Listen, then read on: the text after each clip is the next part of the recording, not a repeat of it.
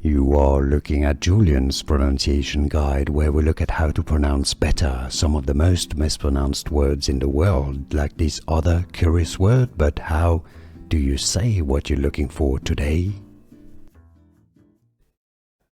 Let's learn how to pronounce this word from Italian and in Italian. It means a man, so that's Italian for a man.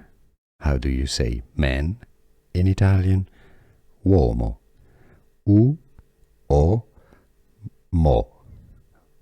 The stress is on the first O syllable, uomo. Now in English the pronunciation could be as uomo, uomo, or in Italian, uomo.